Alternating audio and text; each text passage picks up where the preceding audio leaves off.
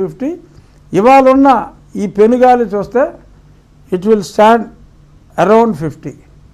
That is the ground reality. అసలు మాదే కాదు, ఎక్కడ చూసినా సరే ఆల్మోస్ట్ ఇలాగే ఉన్నాయి. ఇప్పుడు పవన్ కళ్యాణ్ గారిది అంటే కనీసం 65,000 నుంచి 70,000 ఉంటుంది. పిచ్చిగా ఉంది అక్కడ. ఇంకా ఎక్కువ ఉన్నా కూడా నేను ఆశ్చర్యపోను. అక్కడ పోలింగ్ పర్సంటేజ్ని బట్టి కళ్యాణ్ గారికి ఈవెన్ 75,000-80,000 వచ్చినా కూడా ఆశ్చర్యపోకర్లా. కుప్పంలో చంద్రబాబు నాయుడు గారిది కూడా మోరార్లెస్ అలాగే ఉంటుంది. అసలు అబ్నార్మల్ మెజారిటీస్ని మనం చూడబోతున్నాం. యువజన శ్రామిక రైతు కాంగ్రెస్ పార్టీ ఏ రోజు అయితే నా పునర్జన్మ జరిగిందో అదే రోజు ఆ పార్టీకి మరణం సంభవించింది. ఎందుకంటే మీకు తెలుసు కదా, ఓటింగ్ 12 తర్వాత కూడా జరిగినాయి కొన్ని చోట్ల. అంటే మే 14 దాకా కూడా ఓటింగ్ జరిగింది. సో నా పుట్టినరోజే వైఎస్ఆర్ కాంగ్రెస్ పార్టీ గిట్టిన రోజు. రేపు జూన్ 4వ తారీఖు ఆ పార్టీకి శ్రాద్ధం పెడుతున్నారు ప్రజలు. ఆ తర్వాత ఆ పార్టీ అనేది ఉండదు. వెంకటకృష్ణ గారు, ఆ పార్టీ అనేది ఉండదు. ఈ దారుణ పరాభవం తర్వాత ఆ పార్టీ అనేది ఉండదు. కాష్కో ఇష్కిష్కో అంటాడు కదా ప్రస్తుత సీఎం. అంటే ఏదో కాస్త కోస్తా అంటానికి, కాస్త కోస్తే ఎవరైనా పొరపాటున 15 మందో ఎంతమందో 20 మందో నెగ్గితే వాళ్ళు కూడా ఫిరాయిస్తారు. అసలు పార్టీ ఉండదు. ఏంటి మీరు 15 మంది ఒక మాట 15 మందో 20 మందో నెగ్గితే అన్నారు అంటే ఏంటి? మీ కూటమికి 150 దాటితేనే ఆశ్చర్యపోకల్లా అలా ఉంది. ఇప్పుడు గతంలో కూడా జగన్మోహన్ రెడ్డికి 110, 115 అనే అనుకున్నాం. అప్పుడు నేను పోటీ చేసినప్పుడు కూడా అప్పుడు 151 వచ్చింది. అంతకు మించి పెనుగాలి ఉంది ఇప్పుడు. అతనంటే అప్పుడు లాస్ట్ టైం చంద్రబాబు నాయుడు గారు అంటే ఎవరికి కోపం లేదు.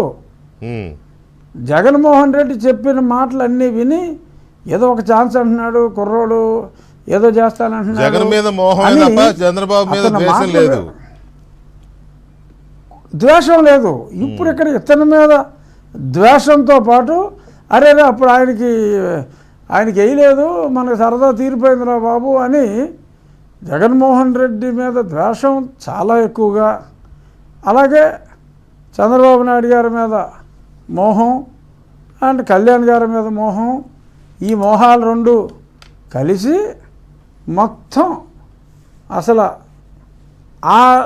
ఆ రిజల్ట్ ఎస్టిమేట్ చేయటం కష్టంగా ఉంది. అంటే మొన్నటిదాకా మనం సర్వేలు చేసాం, నెక్స్ట్ ఒక 4-5% గ్యాప్ ఉంది. చివరికి వచ్చేటప్పటికి ఒక 7-8% ఉంది. 7-8% గ్యాప్కి ఇంత ఎలా వస్తుంది అని అనుకున్నాం. కానీ ఈ ఎక్స్ట్రా పర్సంటేజ్ ఆఫ్ పోలింగ్ ఈ రేంజ్లో ఉంటుందని అసలు ఎవడో గెస్ చేయాల.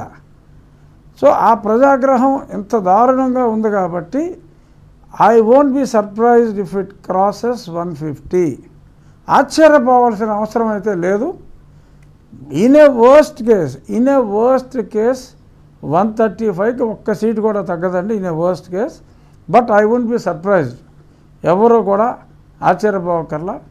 150 దాటి అవకాశాలే ఇవాళున్న సిచ్యువేషన్ ప్రకారం ఉన్నాయి.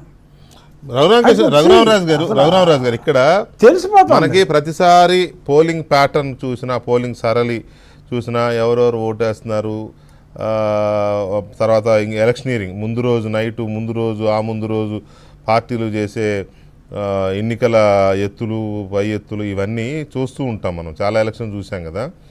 సో అది చాలా కీలకమైన రోల్ ప్లే చేస్తుంది ఒకటి. రెండోది ఈ మధ్యతరగతి, ఎగువ మధ్యతరగతి, ఉన్నత స్థాయి వ్యాపార వర్గాల వాళ్ళు పెద్దగా వచ్చి ఓటేసే ఇది తక్కువ. వాళ్ళకంత మరి నిర్లక్ష్యమో, బద్ధకమో, లేకపోతే ఏమన్నా అనుకోండి తక్కువ. కానీ ఓటేసేది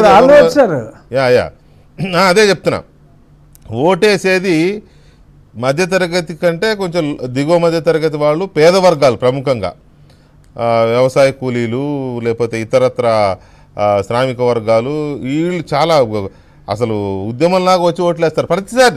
ఇప్పుడు కాదు, అప్పుడు కాదు, ఎప్పుడూ వస్తారు. దానికి